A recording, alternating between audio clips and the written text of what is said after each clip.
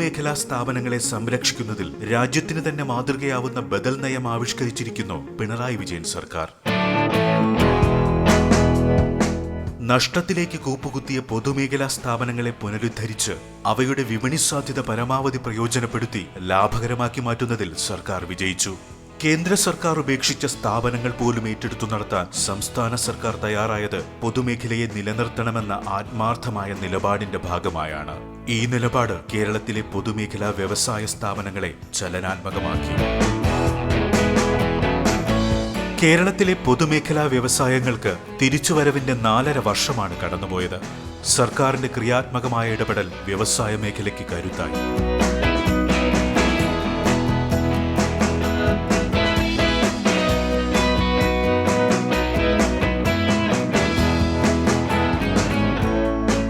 കഴിഞ്ഞ സർക്കാരിന്റെ അവസാന വർഷമായ 2015-16 സംസ്ഥാനത്തെ പൊതുമേഖലാ വ്യവസായ സ്ഥാപനങ്ങളുടെ നഷ്ടം 132 കോടി രൂപയായിരുന്നു. പിണറായി വിജയൻ സർക്കാർ അധികാരത്തിലേറിയ ആദ്യ വർഷം തന്നെ നഷ്ടം 132 കോടിയിൽ നിന്ന് 81 കോടിയായി കുറച്ചു കൊണ്ടുവരാനായി. തൊട്ടടുത്ത വർഷം നഷ്ടക്കണക്കുകൾ അവസാനിപ്പിച്ച് പൊതുമേഖലയെ ഉണർവിലേക്കെത്തിക്കാൻ സർക്കാരിന് കഴിഞ്ഞു. പിണറായി സർക്കാരിന്റെ 2ാം വർഷം പൊതുമേഖലാ വ്യവസായ സ്ഥാപനങ്ങൾ രേഖപ്പെടുത്തിയത് 5 കോടി രൂപ ലാഭം. 2018-19 വർഷം ലാഭം 8.26 കോടി രൂപയായി വർദ്ധിപ്പിക്കാനും സാധിച്ചു. പൊതുമേഖലയുടെ പുനരുദ്ധാരണം സർക്കാരിന്റെ ആസൂത്രണ മികവിന്റെയും ചിട്ടയായ പ്രവർത്തനത്തിന്റെയും കാര്യക്ഷമതയുടെയും അടയാളമായി. കഴിഞ്ഞ 4 വർഷത്തിനിടെ വ്യവസായ രംഗത്ത് കേരളം കൈവരിച്ച മുന്നേറ്റത്തിൻ്റെ തിളക്കമാർന്ന സൂചികയാണ് പൊതുമേഖലാ സ്ഥാപനങ്ങളുടെ പുരോഗതി. പൊതുമേഖലാ സ്ഥാപനങ്ങൾക്ക് ഈ കാലയളവിൽ വലിയ ഉണർവ് തന്നെ കൈവന്നു.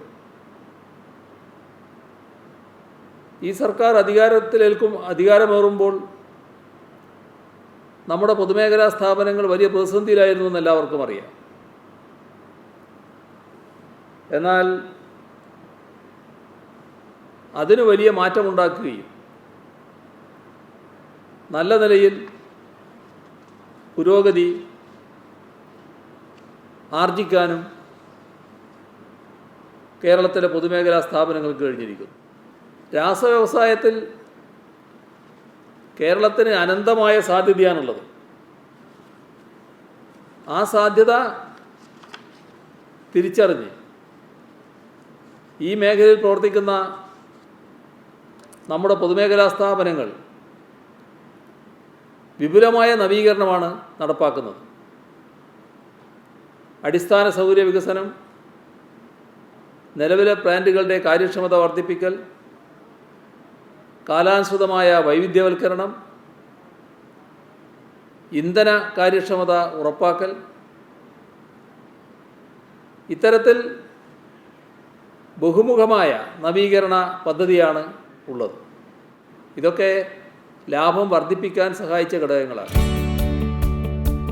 പിണറായി വിജയൻ സർക്കാർ ഭരണമേറ്റെടുക്കുന്നതിന് മുൻപ് 8 പൊതുമേഖലാ സ്ഥാപനങ്ങൾ മാത്രമാണ് ലാഭത്തിൽ പ്രവർത്തിച്ചിരുന്നത്.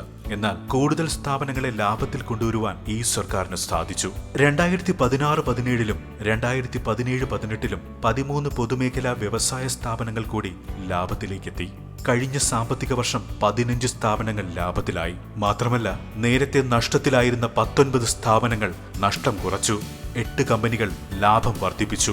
2018-19 സാമ്പത്തിക വർഷം 42 പൊതുമേഖലാ സ്ഥാപനങ്ങൾ 3443 കോടി രൂപയുടെ റെക്കോർഡ് വിറ്റുവരവുണ്ടാക്കി. 2019-20 3149 കോടിയും.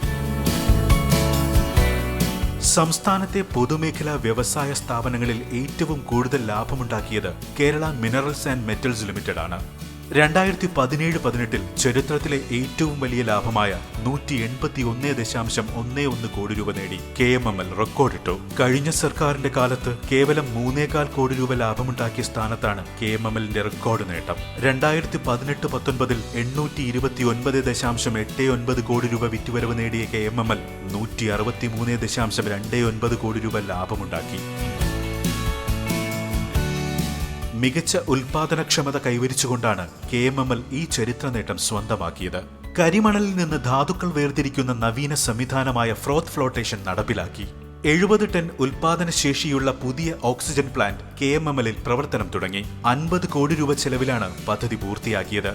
വ്യാവസായിക ആവശ്യങ്ങൾക്ക് പ്രതിദിനം വേണ്ട 63 ടൺ ഓക്സിജൻ പുറത്തുനിന്ന് വാങ്ങുന്നത് ഒഴിവാക്കാനായതോടെ 10 കോടി രൂപയുടെ ലാഭം നേടാനായി. വ്യാവസായിക ആവശ്യങ്ങൾക്ക് പുറമെ ഉൽപ്പാദിപ്പിക്കുന്ന 7 ടൺ ദ്രവീകൃത ഓക്സിജൻ മെഡിക്കൽ ആവശ്യങ്ങൾക്കായി നൽകുന്നുമുണ്ട്. പുതിയ പദ്ധതികൾ നടപ്പിലാക്കുന്നതിനൊപ്പം ചെലവ് ചുരുക്കാനും KMML നടപടി സ്വീകരിച്ചു. LPGക്ക് പകരം LNG ഇന്ധനമാക്കിയത് ഉൽപാദന ചെലവ് കുറയ്ക്കാൻ സഹായിച്ചു. തോട്ടപ്പള്ളിയിൽ നിന്നടക്കം മണ്ണ് നീക്കം ചെയ്തുകൊണ്ട് അസംസ്കൃത വസ്തുക്കളുടെ ക്ഷാമമില്ലാതാക്കി. കേരളത്തിലെ വളരെ മികച്ച രീതിയിൽ പ്രവർത്തിക്കാൻ കഴിയുകയും ലാഭം ഉണ്ടാക്കുകയും കഴിയുകയും ചെയ്യുന്ന ഒരു സ്ഥാപനമാണ്. എല്ലാ വർഷവും മുടങ്ങാതെ തന്നെ ഡിവിഡൻഡ് ഗവൺമെൻറ്റിലേക്ക് കൊടുക്കുന്നുണ്ട്. ഉദാഹരണത്തിന് കഴിഞ്ഞ വർഷം ഏകദേശം 700 കോടിയിൽ പരം രൂപ ടേൺ ഓവറും ഏകദേശം 50ഓളം കോടി രൂപ ലാഭം ഉണ്ടാക്കി. ഈ സർക്കാർ വന്നതിന് ശേഷം ഇത് ലാഭത്തിൽ ഓടുന്നൊരു കമ്പനിയാണ്.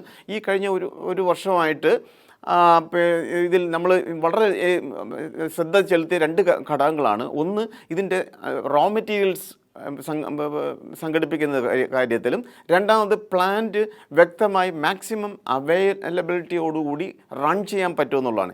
ഈ 2 ഫാക്ടർ ഒത്തുപോയി കഴിഞ്ഞാൽ ഇതിൻ്റെ ഉൽപ്പാദനം ഏറ്റവും ഉയർന്ന തരത്തിലായിരിക്കും.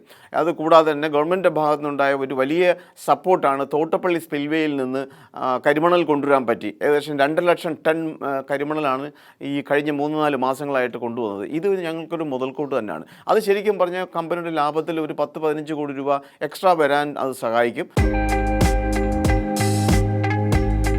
ഈ വാഹനം നിർമ്മിക്കുന്ന രാജ്യത്തെ ആദ്യ സംസ്ഥാന പൊതുമേഖലാ സ്ഥാപനമാണ് കേരള ഓട്ടോമൊബൈൽസ് ലിമിറ്റഡ്.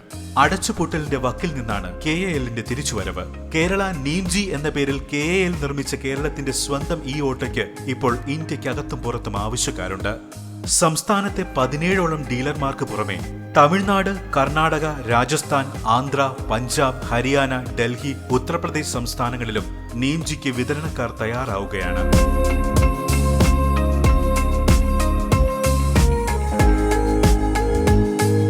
നേപ്പാളിലേക്ക് കയറ്റിയയച്ച 33 ഈ ഓട്ടോകൾ അവിടുത്തെ നിരത്തുകൾ കീഴടക്കിയിരിക്കുന്നു.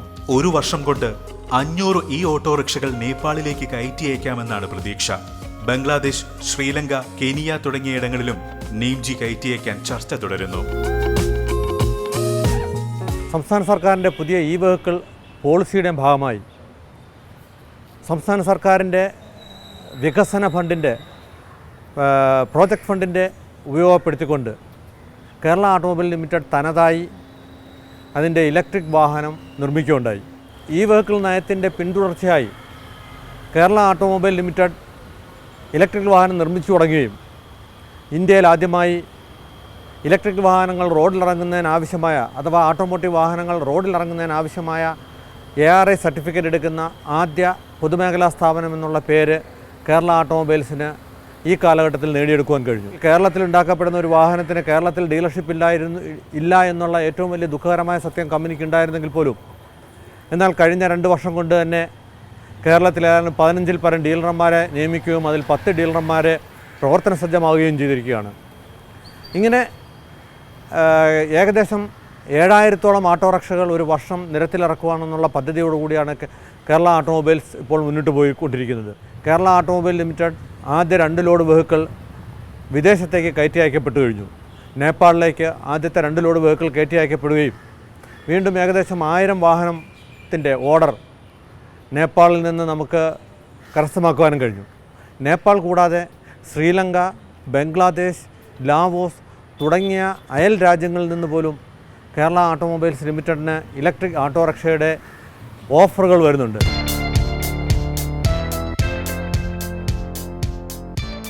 ഈ ഓട്ടോയിൽ അവസാനിക്കുന്നില്ല കേരള ഓട്ടോമൊബൈൽസ് ലിമിറ്റഡിന്റെ നവീകരണം. സ്കൂട്ടർ, ഗുഡ്സ് ഓട്ടോ, 5 സീറ്റുള്ള റിക്ഷ എന്നിവയും നിർമ്മിക്കാൻ ഒരുങ്ങുകയാണ് KAL. ബസ് നിർമ്മാണത്തിന് നടപടികൾ പുരോഗമിക്കുന്നു. ISROയ്ക്ക് ഉപകരണങ്ങൾ നിർമ്മിച്ചു നൽകാൻ നവീന മെഷീൻ ഷോപ്പും KAL സജ്ജമാക്കി. കഴിഞ്ഞ ഗവൺമെൻറ്റിൻ്റെ കാലത്ത് അടച്ചുപൂട്ടലിൻ്റെ ഭീഷണി നേരിടുകയും ഓട്ടോറിക്ഷ നിർമ്മാണം തന്നെ ഇല്ലാതാവുന്ന ഒരു സാഹചര്യത്തിലേക്കാണ് കടന്നത്. എന്നാൽ ഇടതുപക്ഷ ജനാധിപത്യ മുന്നണി ഗവൺമെൻറ് അധികാരത്തിൽ വന്ന ഉടനെ തന്നെ ഈ സ്ഥാപനത്തിനെ വളരെയേറെ പുരോഗമിക്കുന്നതിന് വേണ്ടിയിട്ടും നിലനിർത്തുന്നതിന് വേണ്ടിയിട്ടുള്ള പ്രവർത്തനത്തിൻ്റെ ഭാഗമായി ഒരുപാട് ഫണ്ടുകൾ സ്ഥാപനത്തിന് തരിക, ഏകദേശം 32 കോടിയോളം രൂപ ഇതിനകം തന്നെ സ്ഥാപനത്തിന് നൽകി കഴിഞ്ഞു. ഇപ്പോൾ നമ്മൾ പുതിയ പ്രോജക്റ്റായിട്ടുള്ള ഈ ഓട്ടോറിക്ഷ, അതുപോലെ VSSCയുടെ പിന്നെ അത്യാധുനിക സൗകര്യത്തോടു കൂടിയുള്ള മെഷീൻ ഷോപ്പ്, ഈ 2 പ്രോജക്റ്റുകൾ ഈ ഗവൺമെൻറ് കാലത്ത് നടപ്പിലാക്കിയതാണ്.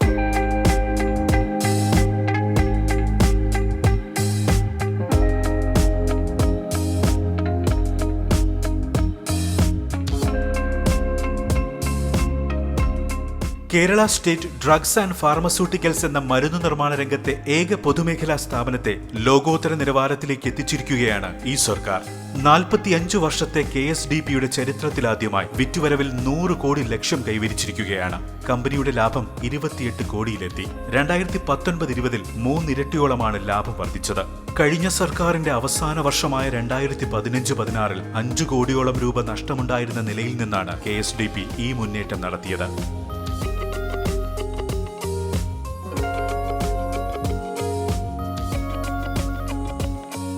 2017-18 10 കോടി രൂപയുടെ ബീറ്റാലാക്ടം ഇഞ്ചക്ഷൻ പ്ലാന്റ് സ്ഥാപിച്ചു. 2018-19 32 കോടി രൂപ ചെലവിൽ നോൺ ബീറ്റാലാക്ടം മരുന്ന് നിർമ്മാണ പ്ലാന്റ് കമ്മീഷൻ ചെയ്തു. നോൺ ബീറ്റാലാക്ടം മരുന്ന് നിർമ്മാണത്തിന് ലോകാരോഗ്യ സംഘടനയുടെ അംഗീകാരം ലഭിച്ചു. സ്ഥാപനത്തിന്റെ ലാബിന് national accreditation board for testing and calibration ലബോറട്ടറീസിന്റെ അംഗീകാരം ലഭിച്ചു. 6 ഇനം മരുന്നുകളുടെ കയറ്റുമതിക്ക് certificate of pharmaceuticals products COPP അംഗീകാരവും നേടി. വൈവിധ്യവൽക്കരണത്തിലൂടെയാണ് KSDP ഈ വളർച്ച സ്വന്തമാക്കിയത്. ഇന്ന് ആന്റിബയോട്ടിക്സ്, ഇഞ്ചക്ഷൻ മരുന്നുകൾ, അവയവമാറ്റ ശസ്ത്രക്രിയ കഴിഞ്ഞവർക്കുള്ള മരുന്നുകൾ എന്നിവയെല്ലാം നിർമ്മിക്കുന്ന ബൃഹത്തായ പ്രസ്ഥാനമായി KSDP മാറി. ക്യാൻസർ മരുന്ന് ഉടൻ പുറത്തിറക്കും. കഴിഞ്ഞ ഈ നവംബർ മാസത്തിൽ 1-ാം തീയതിയായപ്പം 104 കോടിയായി ടേൺ ഓവർ ഉയർന്നു. അതിനോടൊപ്പം പ്രോഫിറ്റും പ്രൊപ്പോർഷനേറ്റായിട്ട് ഉയർന്നു. ഇപ്പം ഞങ്ങളുടെ ഒരു വിഷൻ, ഞങ്ങളുടെ ഒരു പ്ലാനിങ് ഈ ഫൈനാൻഷ്യൽ ഇയറിൽ ഇത് 180 കോടി ടേൺ ഓവറിൽ എത്തിക്കുക എന്നുള്ളതാണ്. ഇപ്പം നമ്മുടെ കയ്യിൽ 157 ഐറ്റം മരുന്നുകൾക്ക് നോൺ ബീറ്റാ ലാക്ടം പ്ലാന്റിൻ്റെ GMP ലൈസൻസ് ഉണ്ട്. അതുപോലെ നമ്മുടെ ബീറ്റ ആൻറ്റിബയോട്ടിക് പ്ലാന്റിന് ഏകദേശം 36 ഇനം മരുന്ന്, ഇഞ്ചക്ഷൻ ഉൾപ്പെടെ 36 ഇനം മരുന്നുകളുടെ ലൈസൻസ് ഉണ്ട്. ഗവൺമെൻറ് ആവശ്യപ്പെട്ടിരുന്നു അവയവങ്ങൾ മാറ്റിവെക്കുന്ന പേഷ്യൻസിന് വേണ്ടിയുള്ള മരുന്നുകൾ ഡെവലപ്പ് ചെയ്യണം. അത് ചെയ്താലുള്ള ഗുണം 5-1 വിലയ്ക്ക്, അതായത് ഒരു വർഷം കേരളത്തിലെ ഏകദേശം 6000 ഓർഗൻ ട്രാൻസ്പ്ലാന്റഡ് പേഷ്യൻസിന് 32 കോടി രൂപയുടെ മരുന്ന് വാങ്ങുമ്പോൾ അത് നമുക്കൊരു 6 കോടി ചില്ലറ രൂപയ്ക്ക് മരുന്ന് ഈ ഇത്രയും പേഷ്യൻസിന് നമുക്ക് നൽകാൻ പറ്റും. അതുകൊണ്ടാണ് ഗവൺമെൻറ് അത് വലിയൊരു പ്രോജക്റ്റായിട്ട് നമ്മളോട് ചെയ്യാൻ ആവശ്യപ്പെടുകയും അത് നമ്മൾ 9 മരുന്നുകൾ അതിൻ്റെ ഐറ്റംസ് ഡെവലപ്പ് ചെയ്തു. കഴിഞ്ഞ 2 ആഴ്ചയ്ക്ക് മുമ്പ് ഡ്രഗ്സ് കൺട്രോളർ ഓഫ് കേരളയുടെ ടീം വന്ന് അത് ഇൻസ്പെക്ട് ചെയ്തു. ആ സ്റ്റഡിയും കൂടി കഴിഞ്ഞു കഴിഞ്ഞാൽ നമുക്ക് ഈ ട്രാൻസ്പ്ലാന്റേഷൻ പേഷ്യൻസിന് വേണ്ടിയുള്ള മെഡിസിൻസ് 9 ഐറ്റം നമ്മൾ ഇവിടെ തന്നെ മാനുഫാക്ചർ ചെയ്ത് സപ്ലൈ ചെയ്യാൻ പറ്റും. കോവിഡ് പ്രതിരോധ പ്രവർത്തനങ്ങളിൽ സജീവ പങ്കാളിത്തം വഹിച്ചുകൊണ്ട് KSDP മുൻനിരയിൽ തന്നെ നിലകൊണ്ടു. സാനിറ്റൈസറിന്റെ വില വർധന പിടിച്ചു നിർത്താൻ KSDPയുടെ വിപണി ഇടപെടൽ സഹായകമായി. അടച്ചുപൂട്ടലിന്റെ വക്കിലെത്തിയ സ്ഥാപനത്തെ ദീർഘവീക്ഷണത്തിലൂടെയും ആധുനികവൽക്കരണത്തിലൂടെയും പൊതുമേഖലാ സ്ഥാപനങ്ങൾക്കുള്ള മികച്ച മാതൃകയായി വളർത്തിയെടുക്കാൻ പിണറായി സർക്കാരിന് സാധിച്ചു.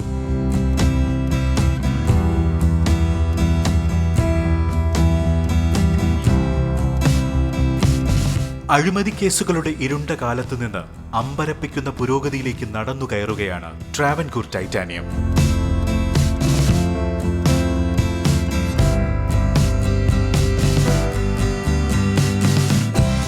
(2011 മുതൽ 16 വരെയുള്ള കഴിഞ്ഞ സർക്കാരിന്റെ ഭരണകാലത്ത് ടൈറ്റാനിയം തുടർച്ചയായി നഷ്ടത്തിലായിരുന്നു. പിണറായി വിജയൻ സർക്കാരിന്റെ 3-ാം വർഷത്തിൽ 18 കോടിയിലധികം രൂപയുടെ ലാഭം നേടി ആ ദുഷ്കീർത്തി മായ്ക്കുകയാണ് സ്ഥാപനം. കഴിഞ്ഞ സർക്കാരിന്റെ ഭരണത്തിനൊടുവിൽ ട്രാവൻകൂർ ടൈറ്റാനിയം 4.47 കോടി രൂപയുടെ നഷ്ടത്തിലായിരുന്നു. പിണറായി വിജയൻ സർക്കാർ വന്ന ആദ്യ വർഷം തന്നെ 8.53 കോടി രൂപ ലാഭത്തിലായി. ഈ സർക്കാരിന്റെ മാർഗനിർദ്ദേശത്തിൽ വൈവിധ്യവൽക്കരണവും മൂല്യവർദ്ധനവും നടപ്പിലാക്കിയത് സ്ഥാപനത്തെ വികസനത്തിന്റെ പാതയിലേക്ക് നയിച്ചു.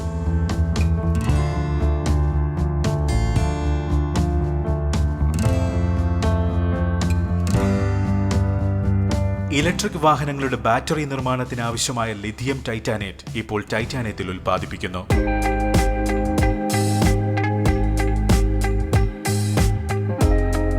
ഇന്ത്യയിൽ ആദ്യമായാണ് ഒരു പൊതുമേഖലാ സ്ഥാപനം ലിഥിയം ടൈറ്റാനേറ്റ് നിർമ്മിക്കുന്നത്. ലിഥിയം ടൈറ്റാനേറ്റ് ബാറ്ററി ഉൽപ്പാദിപ്പിക്കുന്നതിനുള്ള ബൃഹത് പദ്ധതി ഉടൻ തുടങ്ങും.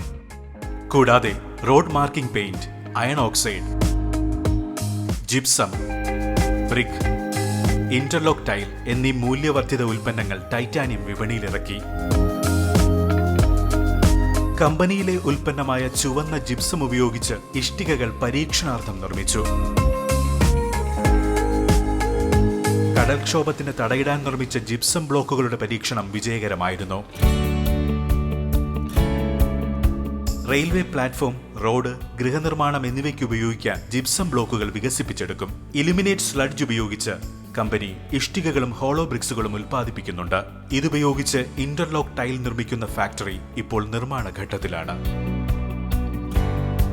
2016 ഈ ഗവൺമെൻറ് അധികാരത്തിൽ വരുന്ന സമയത്ത് ഏതാണ്ട് 45 കോടിയോളം രൂപ നഷ്ടത്തിലാണ് ഈ സ്ഥാപനം പ്രവർത്തിച്ചുകൊണ്ടിരുന്നത്. കമ്പനി ആ സമയത്ത് തന്നെ ഉൽപ്പാദനം സ്ഥിരതയോടുകൂടി നിലനിർത്തിക്കൊണ്ട് പ്രവർത്തിച്ച് കഴിഞ്ഞ 5 വർഷം കൊണ്ട് ലാഭത്തിലേക്ക് എത്തിച്ചേർന്നിരിക്കുകയാണ്. ആദ്യം തന്നെ തുടങ്ങുമ്പോൾ 2017 സെൻട്രൽ പൊല്യൂഷൻ കൺട്രോൾ ബോർഡിൻ്റെ മലിനീകരണ നിയന്ത്രണ നിയമം അനുസരിച്ച് അടച്ചുപൂട്ടേണ്ടി വന്ന സ്ഥാപനം 2017 തന്നെ തൊഴിലാളികളുടെയും ഉദ്യോഗസ്ഥരുടെയും ഗവൺമെൻറ്റിൻ്റെയും ഒക്കെ താല്പര്യത്തോടുകൂടി അവരുടെയൊക്കെ സഹകരണത്തോടുകൂടി സ്വന്തമായിട്ട് ഏറ്റെടുത്ത് പ്രവർത്തിപ്പിച്ച് 2023 വരെ പ്രവർത്തിക്കുവാൻ പൊല്യൂഷൻ കൺട്രോൾ ബോർഡിൻ്റെ അനുമതി നേടിയെടുത്തു ആദ്യം തന്നെ. അതോടൊപ്പം തന്നെ 2017-18 കാലഘട്ടത്തിൽ സർവകാല റെക്കോർഡായിട്ട് വിൽപ്പനയിൽ 207 കോടി രൂപയോളം ടേൺ ഓവർ നേടാനും കഴിഞ്ഞു. ഇതൊക്കെ സാധ്യമായത് തൊഴിലാളികളുടെ സഹകരണം, ഒരു സമാധാനപരമായ തൊഴിലന്തരീക്ഷം സൃഷ്ടിക്കുകയും അതോടൊപ്പം തന്നെ ഗവൺമെൻറ്റിൻ്റെ നിരന്തരമായ നിർദ്ദേശങ്ങളും ഇടപെടലുകളും ഉണ്ടായിരുന്നു. കോവിഡ്-19 പശ്ചാത്തലത്തിൽ ബ്രേക്ക് ദി ചെയിൻ ക്യാമ്പയിനിന്റെ ഭാഗമായി ചിലവ് കുറഞ്ഞ രീതിയിൽ ഹാൻഡ് സാനിറ്റൈസർ ഉൽപ്പാദിപ്പിച്ചു. തനതായി വികസിപ്പിച്ചെടുത്ത സാങ്കേതിക വിദ്യ ഉപയോഗിച്ച് ഹാൻഡ് സാനിറ്റൈസറും വാഷ്റൂം ലോഷനും നിർമ്മിച്ചു. ടൈസ് സെക്യൂർ എന്ന നാമത്തിൽ ഹാൻഡ് സാനിറ്റൈസറും ലിക്വിഡ് സോപ്പ് വാഷും ലോഷനും വിപണിയിലെത്തിച്ചു. ദിനംപ്രതി 5000 ലിറ്റർ വരെ ഉൽപ്പാദന ശേഷിയിൽ ഹാൻഡ് സാനിറ്റൈസർ പ്ലാന്റ് സ്ഥാപിച്ചു.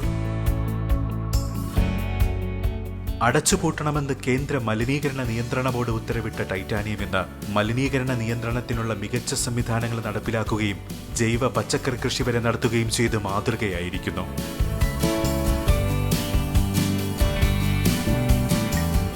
സംസ്ഥാനത്തെ മറ്റൊരു പൊതുമേഖലാ സ്ഥാപനമായ ഓട്ടോകാസ്റ്റും പുനരുദ്ധാരണത്തിന്റെ പാതയിലാണ്. ഉരുക്കു നിർമ്മാണശാലയായ ഓട്ടോകാസ്റ്റിനെ 36 കോടി രൂപ ചെലവാക്കി സർക്കാർ ബോഗി നിർമ്മാണ ഫാക്ടറിയായി വളർത്തി. ഉത്തര റെയിൽവേയുടെ പഞ്ചാബ് സോണിലുള്ള ഗുഡ്സ് വാഗൻ ആവശ്യമായ കാസിനബ് ബോഗികൾ നിർമ്മിക്കുന്നത് ഓട്ടോകാസ്റ്റിലാണ്. ഇന്ത്യയിൽ ആദ്യമായാണ് ഒരു പൊതുമേഖലാ സ്ഥാപനത്തിന് റെയിൽവേ ബോഗികൾ നിർമ്മിക്കാനുള്ള അനുമതി ലഭിക്കുന്നത്.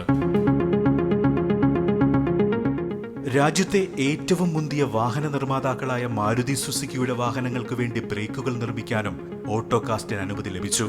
25,000 യൂണിറ്റുകൾക്കായി മാരുതിയിൽ നിന്ന് 1.25 കോടി രൂപയുടെ ഓർഡറാണ് ലഭിച്ചത്.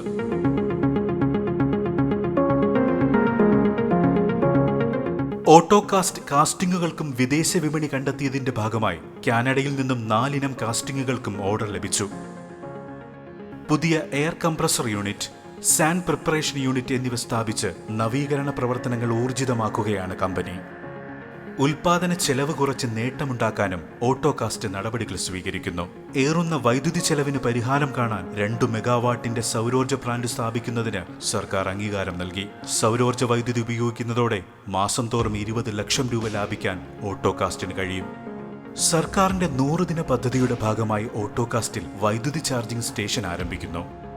നവീനമായ പദ്ധതികൾ ആവിഷ്കരിച്ചുകൊണ്ട് നിലവിലെ സൗകര്യങ്ങളെ പരമാവധി പ്രയോജനപ്പെടുത്താൻ ഈ പൊതുമേഖലാ സ്ഥാപനം നടത്തുന്ന ശ്രമങ്ങൾ ഫലം കണ്ടു തുടങ്ങി. 25 വർഷത്തെ നഷ്ടക്കണക്കുകൾ മറികടന്ന് ലാഭക്കൊയ്ത്തിനൊരുങ്ങുകയാണ് ഓട്ടോകാസ്റ്റ്.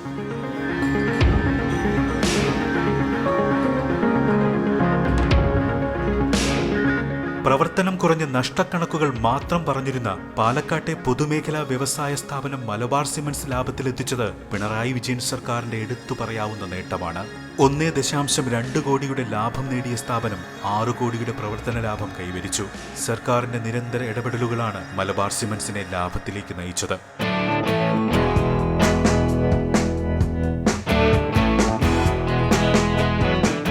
പ്ലാന്റിൽ സംഭവിച്ച കേടുപാടുകൾ പരിഹരിക്കുന്നതിന് പ്രത്യേക ടീമിനെ നിയോഗിച്ചു. സ്റ്റോപ്പേജ് ഇല്ലാതെ മുഴുവൻ സമയവും പ്രവർത്തിച്ച സ്ഥാപനത്തിൽ 100% ഉൽപാദനമുണ്ടായി. വിപണിയിലും സജീവമായ ഇടപെടലുകൾ നടത്തി. മാർക്കറ്റിംഗ് വിങ്ങിന്റെ പ്രവർത്തനം ത്വരിതപ്പെടുത്തി.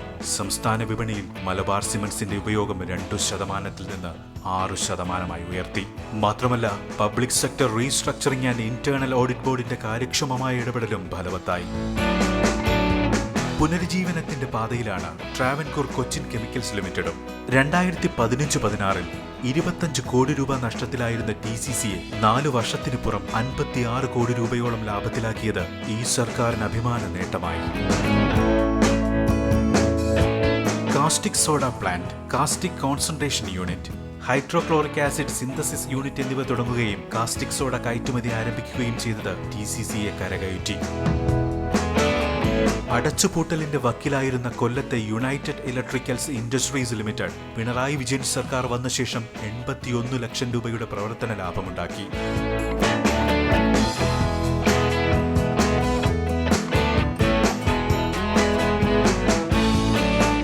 കേവലം 1 കോടി രൂപ ലാഭത്തിലായിരുന്ന കെൽട്രോൺ 2018-19 8.5 കോടിയും 2019-20 3 കോടിയും ലാഭം നേടി.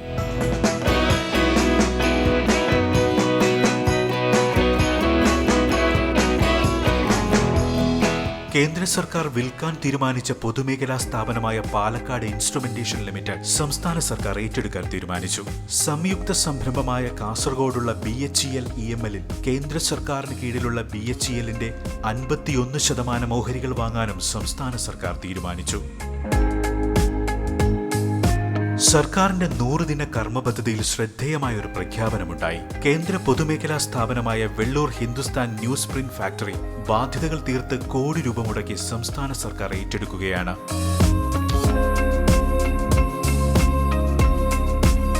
ഐക്യരാഷ്ട്രസഭയും നീതി ആയോഗും ചേർന്ന് സുസ്ഥിര വികസന സൂചികയുമായി ബന്ധപ്പെട്ട റിപ്പോർട്ട് തയ്യാറാക്കിയപ്പോൾ വ്യവസായ മേഖലയിലെ പുരോഗതിയിൽ രാജ്യത്തെ 2ാമത്തെ സംസ്ഥാനമായിരുന്നു കേരളം. പൊതുമേഖലാ സ്ഥാപനങ്ങളുടെ ശവപ്പറമ്പായി മാറിയിരുന്ന കേരളത്തെ പുതിയ കാലത്തേക്കും പുത്തൻ പ്രതീക്ഷകളിലേക്കും നയിക്കുകയാണ് പിണറായി വിജയൻ സർക്കാർ.